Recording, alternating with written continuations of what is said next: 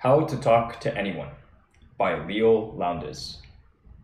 How to Talk to Anyone from 1998 is an indispensable guide to improving your conversations and becoming more graceful and effective in your social interactions, no matter the situation. Leil Lowndes offers readers a treasure trove of techniques and tips that will help any socially awkward individual gain more confidence in workplace environments, meetings, their private lives, and at parties. Who should read this? Business people who want fantastic working relationships, readers looking for better ways to communicate with their partners, and awkward folk who'd like to improve their social skills. Who wrote the book? Leil Lowndes is an author and public speaker whose work is focused on helping people develop better tools for communicating with one another. With decades of experience, she has recognized many of the subtle and subconscious signals that can make or break relationships. Her other popular books include How to Instantly Connect with Anyone from 2009 and How to Be a People Magnet from 2002. What's in it for me? Learn how to put your best foot forward and avoid putting your foot in your mouth. Life is full of meetings and conversations we'd rather not have, and presentations we'd rather not give. But the truth of the matter is that we're all social beings who rely on communication in almost everything we do. Wouldn't it make sense, then, that we should all strive to become better and more comfortable at talking to one another? Getting people to become more effective communicators is what the author Leil Lowndes has devoted her life's work to.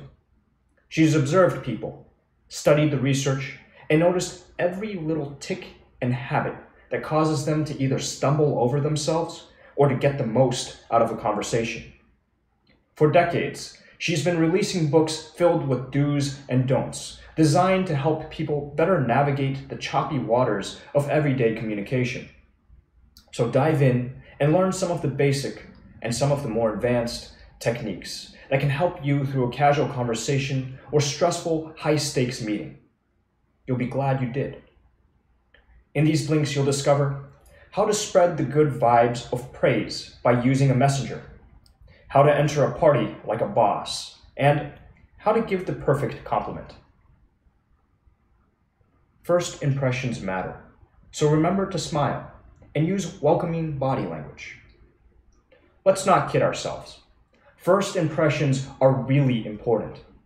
When you meet someone for the first time, the way you look and act is seared into their brain, and it will undoubtedly influence any future dealings you have with that person. The first thing someone sees is your face, so this is where a good first impression begins. Did your mom ever tell you to always make sure you smile when you meet new people? You may have found it annoying at the time, but she was right. A smile can make a big difference in whether or not you win someone over. People can spot a fake smile, however, so let the grin grow slowly, as this will make it appear more personal and genuine. Studies show that a natural-looking smile is even more important among women. In corporate environments, women who are slower to smile are considered more credible. Another tip is to avoid giving everyone in a group the same smile, as this can be off-putting. Try to vary your grin as you deal with different people. Your eyes are also an important asset in winning people over. It has been proven that establishing steady eye contact will help you gain both respect and affection. If you want to improve a relationship, maintain eye contact with that person, even if they're not talking, and only break off that contact when you must.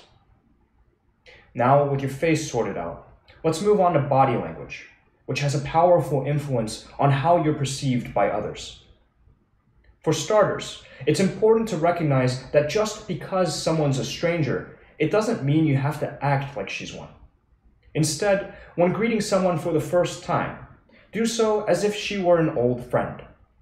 Along with a warm smile, turn your body fully toward her, so she can see you're giving her your undivided attention.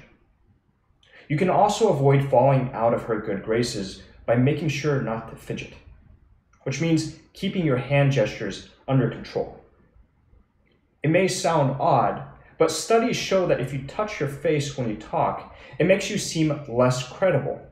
So keep calm and keep your hands away from your face.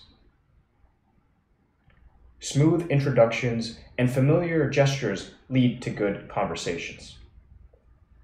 Before you meet with someone for the first time, you might have anxious thoughts like, what if we don't have anything in common? Or what are we going to talk about? Luckily, you'll often find that a smooth introduction is all that's needed to get a good conversation going. The easiest way to make that introduction happen is to request it from a mutual friend or the person hosting the event you're at. Alternatively, you can ask them a few questions about the mysterious stranger so that you have a way to start the conversation yourself. Finally, you can also loiter near the stranger, listen in, and see if you can find an opening to jump in. One classic technique for getting others to come talk to you is to have an icebreaker or conversation starter that you can bring with you, such as a vintage pocket watch or a one-of-a-kind purse. This opens the door for someone to ask, "Where did you get that?" Before you know it, you're chatting like the best of friends. If you're the one hosting the meeting, you can make things easier by making introductions and including 1 or 2 interesting facts about each person. This way, everyone has a chance to ask a follow-up question and get the ball rolling. Once introductions are made and the conversation has started, your attention can then focus on your demeanor. No one wants to be stuck in a conversation where someone is droning on about some boring and seemingly endless story. So to ensure you're not inflicting this upon other people, pay close attention to how they are speaking and responding. Try to match their mood and tone of voice, and the chances are everyone will be attentive and engaged. For instance, if they're smiling and using animated gestures, do the same. Or if the mood is somber and people are leaning back in their chairs, do your best to fit in. When you spot your chance to enter a conversation, the best thing to do is be confident in what you say and engage with a positive attitude. This is even more important than the words you use, as long as you avoid comments that are rude, unpleasant, or that could be seen as complaints, as this would create a negative first impression. Master the art of small talk by opening conversational doors and keeping people talking. You might think that small talk is inconsequential and a waste of time, but this is plain wrong. In your business and private life, small talk can mean the difference between winning someone over and scaring them off. If your small talk skills are lacking, try to prepare for the inevitable questions you'll get asked. What questions always come up when getting to know someone? Chances are it's things like, "Where are you from?" or "What do you do?" And due to their perennial nature, these questions often solicit drab, abrupt, and uninviting answers. So instead of giving one-word answers like London and marketing, be prepared to elaborate. Keep the conversation flowing by leading into an interesting fact or anecdote that opens the door for another topic. For example, if your hometown is Washington, D.C., you could mention that it was designed by the same city planner who laid the plans for Paris. This could spark further conversation about traveling. Another winning tip is to focus on being a good listener and knowing how to keep your partner talking. It might seem like a contradiction, but one of the best ways to make people think that you're a great conversationalist is to say very little and keep the spotlight on your partner. This way, they'll be too busy talking and being flattered by your interest to notice that you aren't saying much. A common way to keep a person talking is to use their pauses as an opportunity to take the last thing they said and repeat it in such a way that it puts the ball back in their court. By keeping a person talking, you can lead them to all manner of interesting revelations. An easy way to win some conversational kudos is to know who in the group has a great story, and then to give that person a proper introduction. This not only provides the group with entertainment, but the person with the story will most likely appreciate the way you gave them the opportunity to shine. Just make sure the story is appropriate and wasn't something you were told in confidentiality. Otherwise, this tactic could backfire rather awkwardly. Whenever you talk, you should also try to avoid saying things that will make you look bad. When people are getting to know each other better, they often feel the impulse to confess something personal or reveal a weakness. This is a mistake. Unless the person is already thoroughly impressed by you, revealing a secret will likely just make them wonder what else you're hiding. No man would listen to you talk if he didn't know it was his turn next. Build rapport through imitating, empathizing, and acting like a close friend.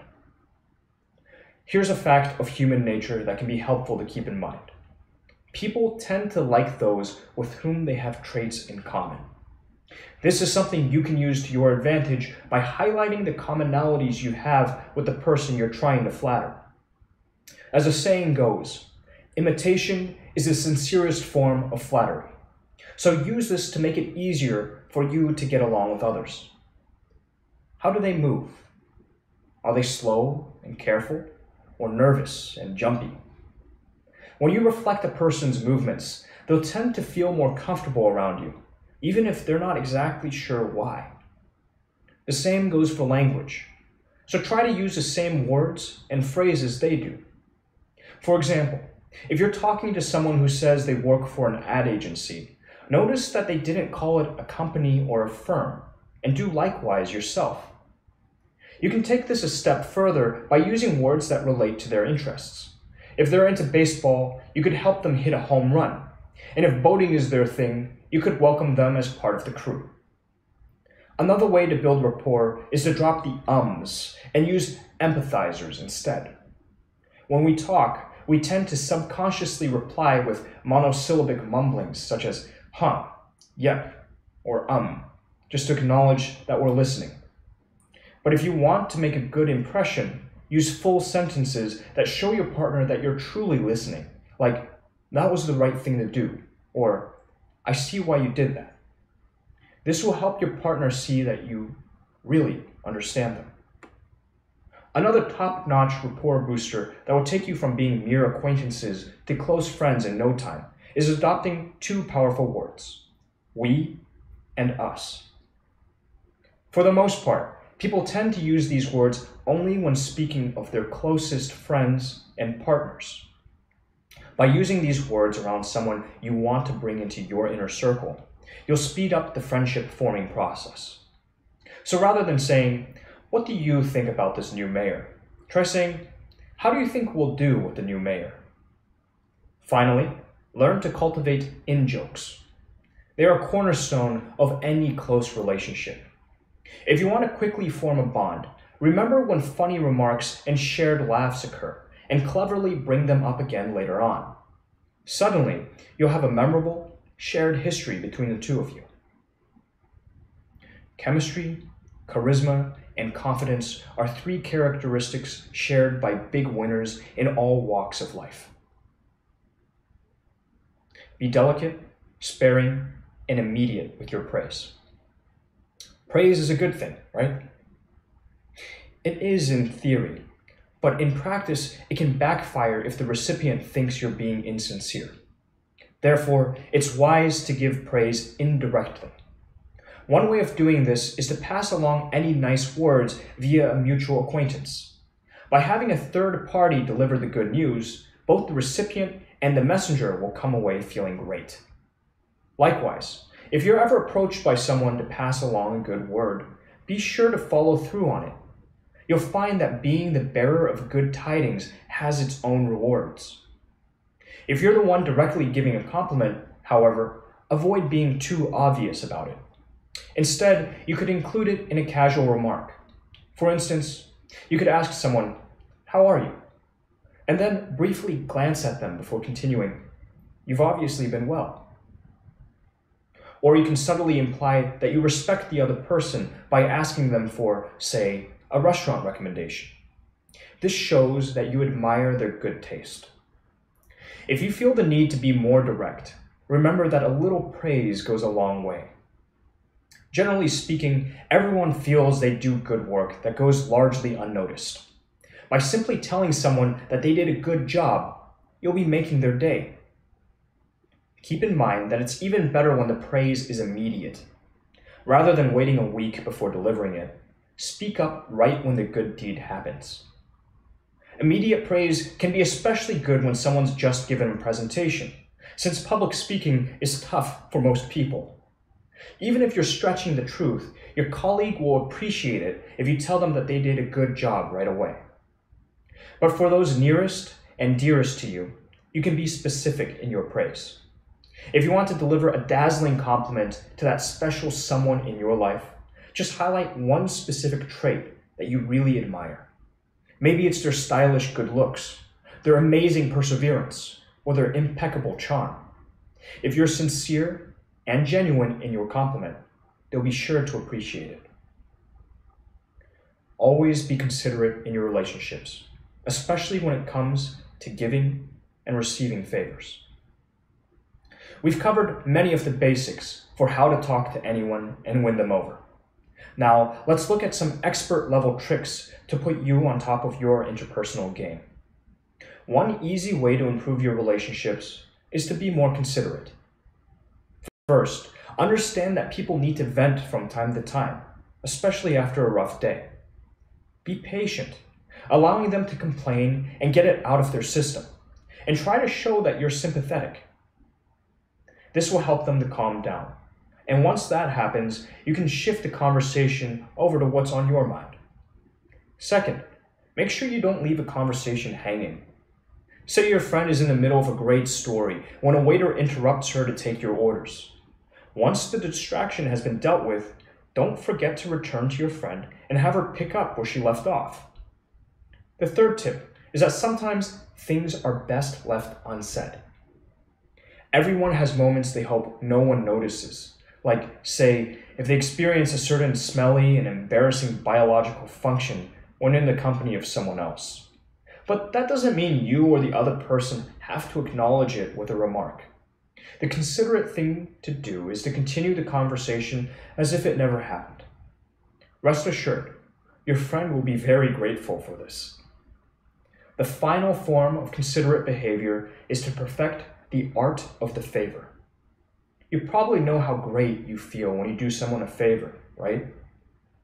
But if someone asks you to drop everything and do him a favor right now, that's a different story.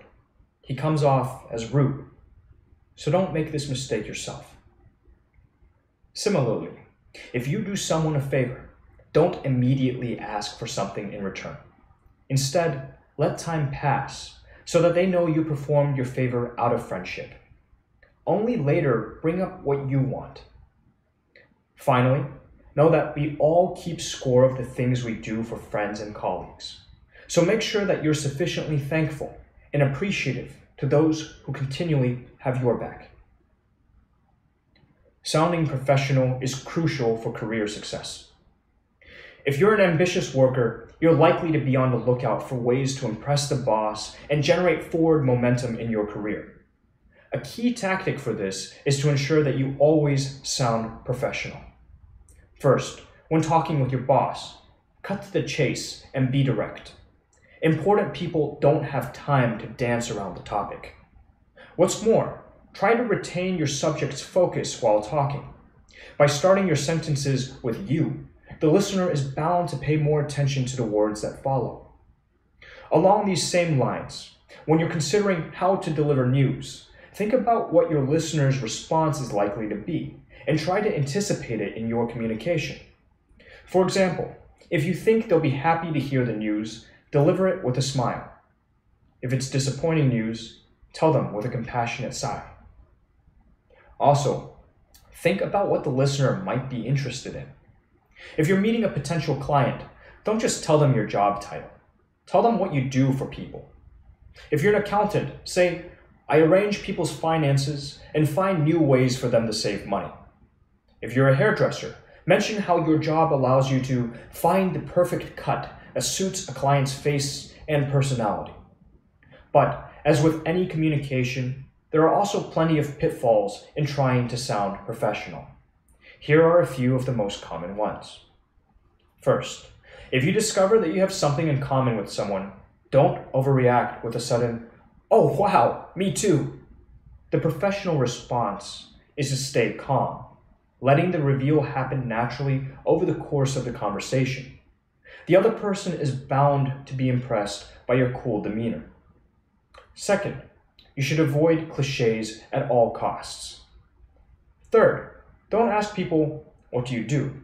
Instead, ask them something like, "How do you spend most of your time?" Some people don't like talking about their day jobs, but they'll be happy to discuss their passions. And finally, remember that professionals don't tease or embarrass other people, or make jokes at their expense. Stay in charge by separating business and leisure, and by always being honest. Climbing the career ladder is hard enough, but once you get to the top, there's a whole new challenge: avoiding getting knocked back down.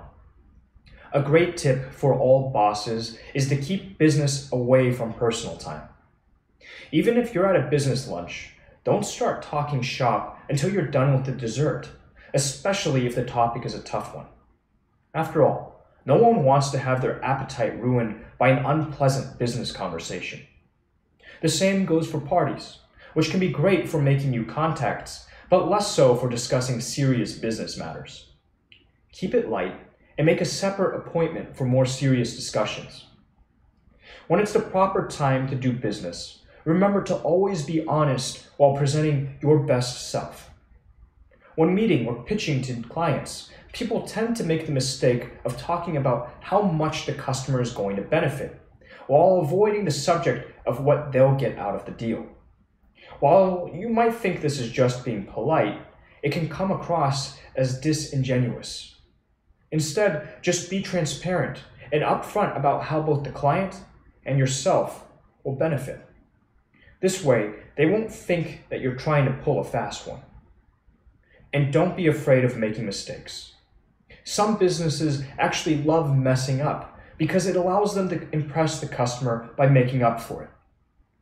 So if you make a mistake, like sending out the wrong product, be apologetic and go the extra mile by making a gesture of goodwill, such as offering a gift card or free shipping on their next order. This way, you're likely to keep the customer, who may even spread the word about how great your service is. One final tip that's sure to impress is to always be the first one to applaud or speak up. Leaders take the first step, right? They don't wait for others to tell them what to do. So in group scenarios, you can subtly and effectively present yourself as a leader by being the first to applaud or offer an opinion.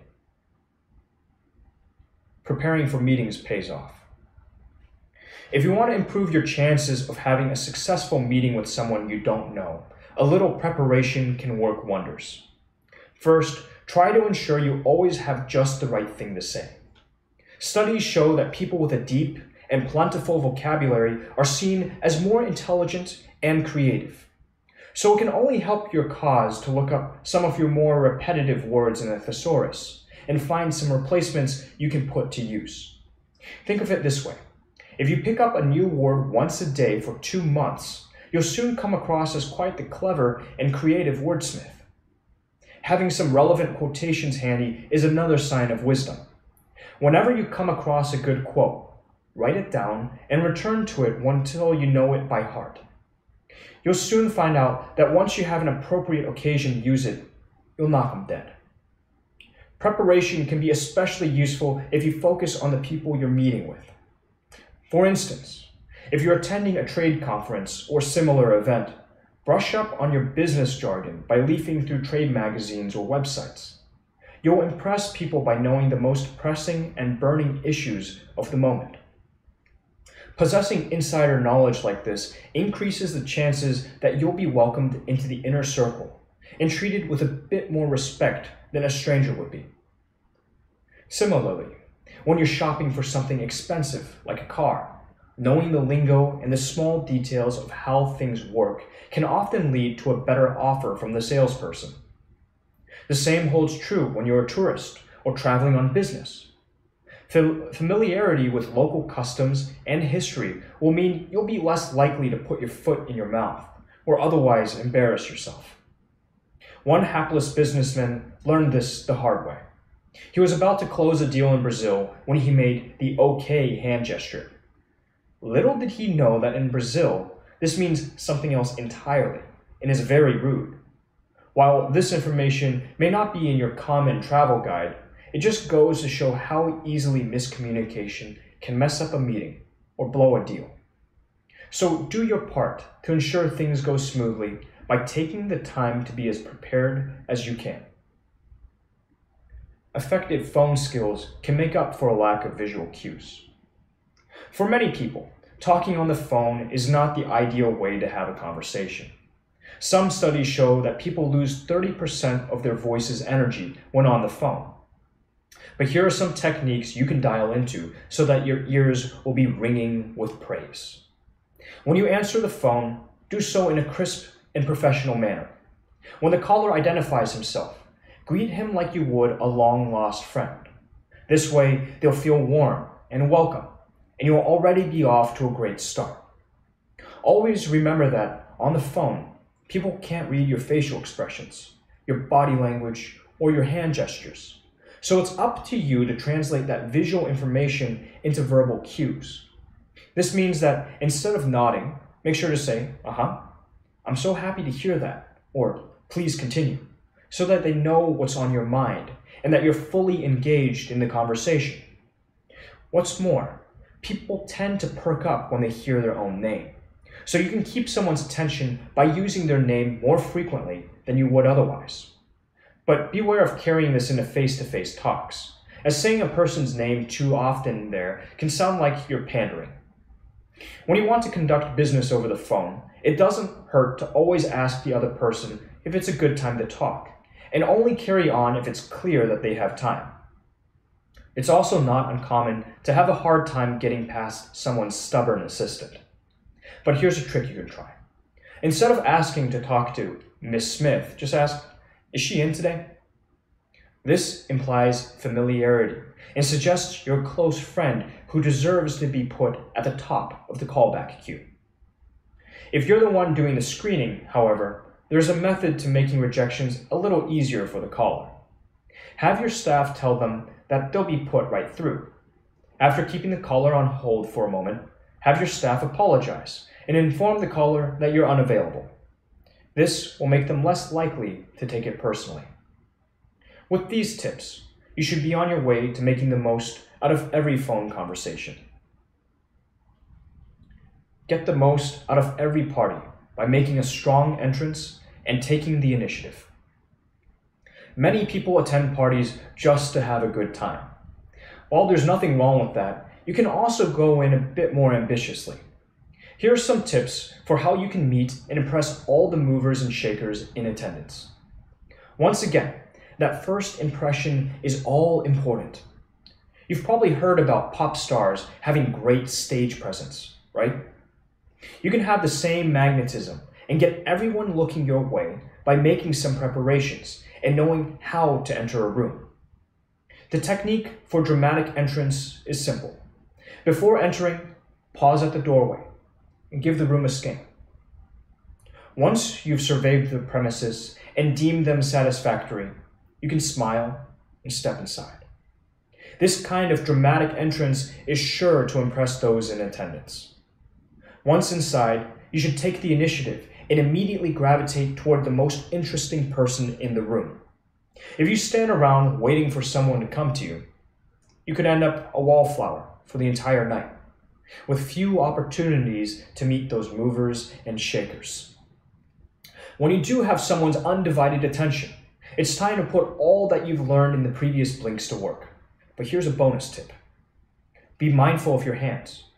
Avoid gestures that might subconsciously register as threatening, like showing your knuckles or the back of your hand. Instead, adopt an open and inviting posture, with your palms facing outward. Remember to listen and take mental notes of what the other person is saying, as it will likely prove useful later. This includes personal details that may reveal and anything else. This includes personal details they may reveal and anything else that seems important to them. By bringing one of these details up in your next meeting, you're certain to make a great impression. Final summary. The key message in these blinks. With some basic understanding of human nature and people's habits, anyone can learn how to be a better communicator and improve their relationships.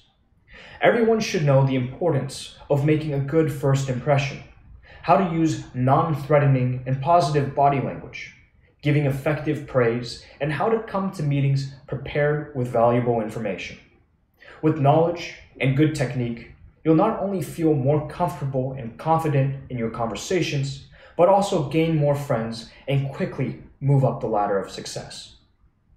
Actionable advice. Visualize good habits. Before entering a meeting, picture yourself smiling, making eye contact, and practicing positive body language. Visualizing can work as a self-fulfilling prophecy and help ensure your meeting goes well. Remember the valuable information people reveal about themselves. One helpful trick is to jot down interesting facts on the back of a person's business card as soon as you finish talking to them. Then, the next time you meet, you can impress them by mentioning one or two personal details. Suggested further reading. The Charisma Myth by Olivia Fox Cabane.